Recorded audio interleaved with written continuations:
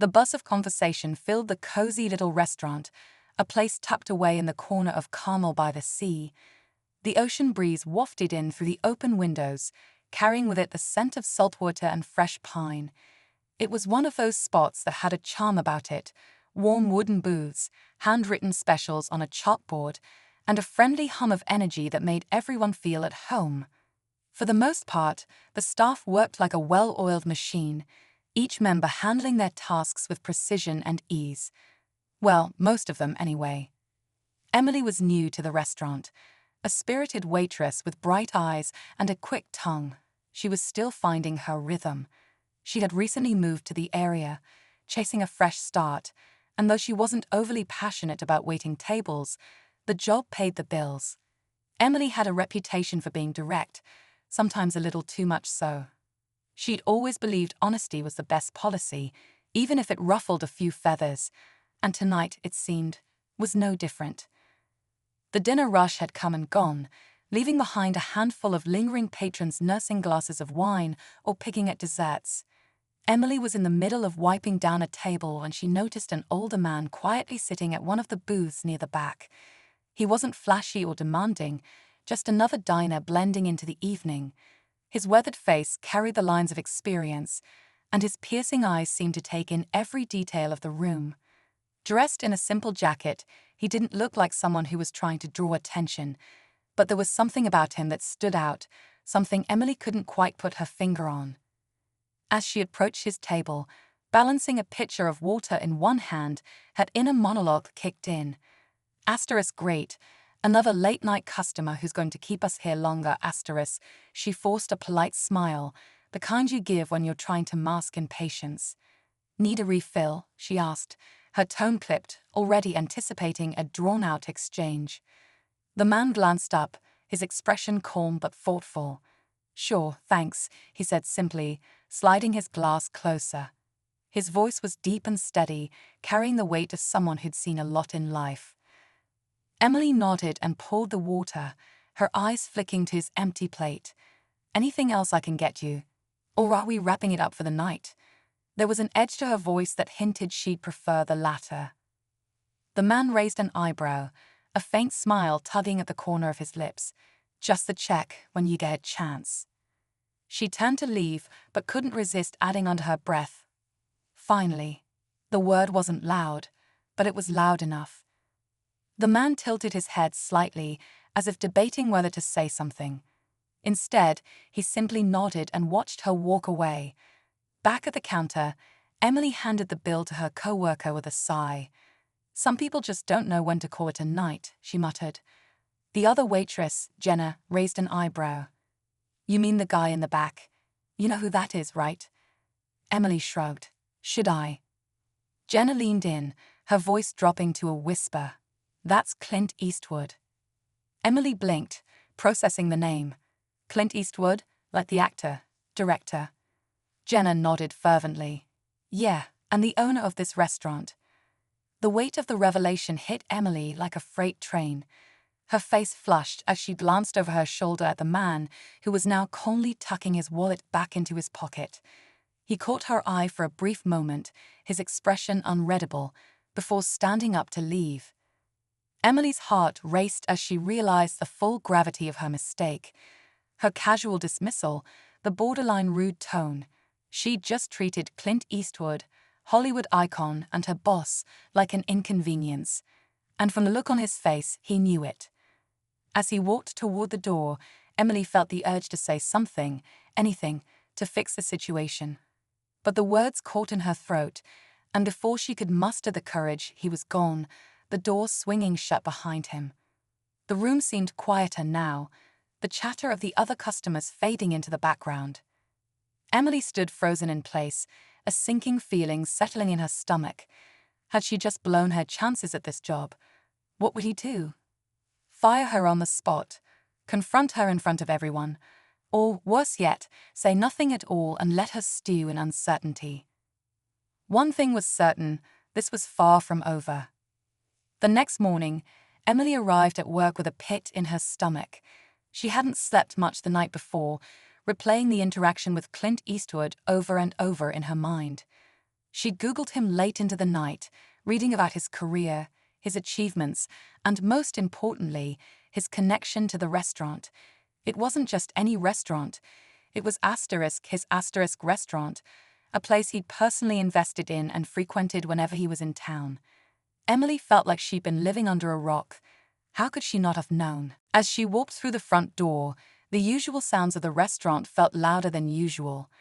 The clattering of dishes, the hiss of the espresso machine, the cheerful greetings of her co-workers, it all felt like a reminder of what she might lose. Jenna caught her eye from behind the counter and gave her a look that was somewhere between sympathetic and amused. "Rough night?" Jenna asked, sliding a tray of silverware toward Emily.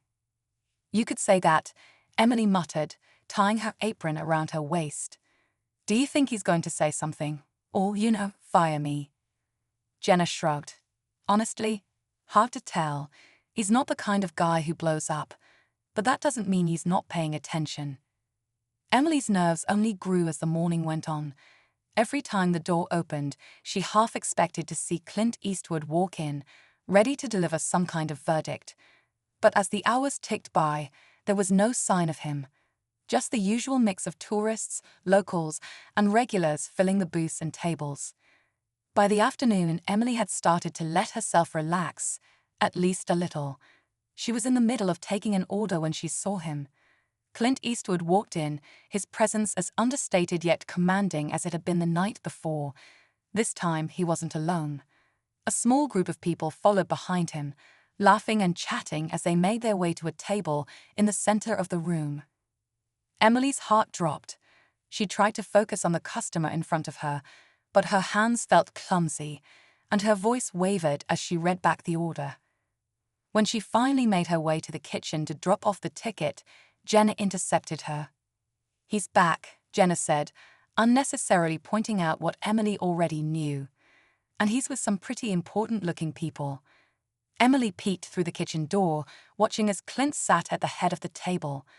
The way he interacted with his guests was casual but confident, like he belonged there because he did. The other waitstaff seemed unfazed, going about their tasks as if it were just another day. But for Emily, it felt like the room had been set on edge. When the moment came to approach Clint's table, Emily felt like her feet were made of lead. Jenna had offered to take the table for her, but Emily had refused. If she was going to salvage this, she'd have to face it head-on. With a deep breath, she walked over, her notepad clutched tightly in her hand. "Good afternoon," she began, her voice steady despite the fluttering in her chest. "Can I start you off with something to drink?" Clint looked up at her, his expression calm but unreadable. For a moment, she thought he might ignore her. But then he smiled, just slightly. "I'll have iced tea, unsweetened." Emily nodded, scribbling it down. "And for the rest of the table."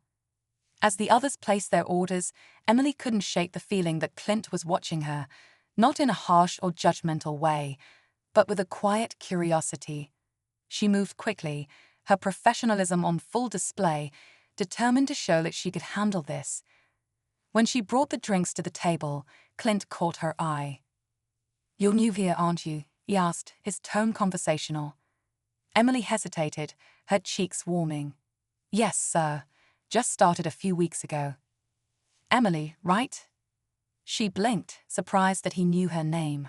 "That's right." He nodded, taking a sip of his tea. "Welcome aboard." And just like that, the conversation was over. But it left Emily more unsettled than if he'd outright confronted her. What did he mean by that? Was it a genuine welcome? A subtle reminder of her mistake? Or was he testing her, seeing how she'd react? The rest of the shift passed in a blur. Clint and his group stayed for hours, their laughter and conversation filling the room. Emily couldn't help but notice how other customers seemed drawn to him, stealing glances or whispering to each other. He had a presence that was impossible to ignore, even when he wasn't trying.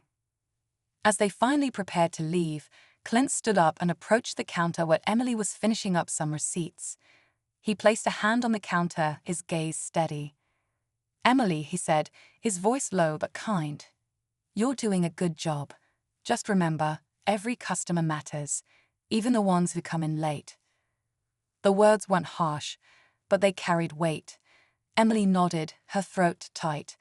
"Thank you, Mr. Eastwood." He gave her a small nod and turned to leave, the door swinging shut behind him once again. This time, Emily didn't feel frozen. She felt determined. The question now was whether determination would be enough. Emily couldn't shake Clint's words. Every customer matters. They echoed in her mind long after he'd left the restaurant. It wasn't just the reminder of her mistake that stung. It was the realization that he hadn't yelled, hadn't berated her, hadn't even made a big deal of it. Instead, he'd left her with a lesson, one that, deep down, she knew was true.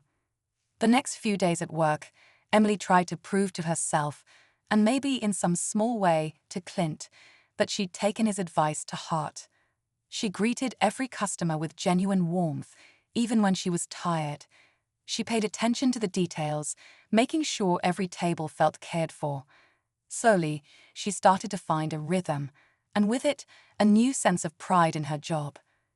But the story didn't end there. A week later, Emily was finishing up another busy shift when a man in a suit walked in. He introduced himself as Clint's assistant and asked if Emily could meet him for a moment outside. Her heart raced as she wiped her hands nervously on her apron and followed him out to the patio. There, sitting at one of the tables with a cup of coffee, was Clint Eastwood himself. He smiled when he saw her, motioning for her to take a seat. "You've been doing good work," he said, his tone warm and genuine. Emily felt a mix of relief and gratitude. "Thank you, Mr. Eastwood. I've been trying." Clint leaned back in his chair, studying her for a moment. "You know, when I first opened this place, I wanted it to be more than just a restaurant. I wanted it to be a place where people felt welcome, where they could come and have a good meal and forget their troubles for a little while. It's not just about the food, it's about the experience." Emily nodded, hanging on his every word. "You've got the right attitude now," Clint continued. "It's not about being perfect, it's about caring, and I can see you care." She felt a lump in her throat as she replied, "I didn't before, at least, not the way I should have. But you made me realize it's important." Clint smiled again, this time with a twinkle in his eye. "Well, I'm glad to hear that, because I've got a proposition for you." Emily's eyes widened. "A proposition?" "I'm looking for someone to help run the floor here. A lead server, someone who can help set the tone for the rest of the staff. I think you'd be good at it, if you're interested." The offer hit her like a bolt of lightning. Just weeks ago, she'd been stumbling through her shifts, barely getting by. And now the owner himself, Clint Eastwood, was offering her a leadership role. I don't know what to say," she stammered. "Are you sure I'm ready for something like that?" Clint gave a small chuckle. "No one's ever completely ready for anything. You learn as you go. But I've got a feeling about you, and I trust my instincts." Emily felt a swell of emotion, a mix of disbelief, pride, and excitement. "Thank you, I'd be honored." They talked for a little while longer, Clint sharing stories about the restaurant, his vision for it, and the kind of team he wanted to build. By the time they finished, Emily felt not just inspired, but also deeply committed to proving him right. The next day, when she stepped into the restaurant, it felt different. It wasn't just a job anymore. It was an opportunity, a responsibility, and most surprisingly of all, a place she could see herself thriving. Over time, Emily became a cornerstone of the restaurant, mentoring new staff and helping to create the welcoming atmosphere Clint had always envisioned. Every now and then, he'd stop by, and they'd share a nod or a quick conversation. But Emily never forgot that first night, the lesson hidden in those quiet words, "Every customer matters." It wasn't just about the restaurant, it was about life. And she carried that lesson with her, long after the doors closed each night.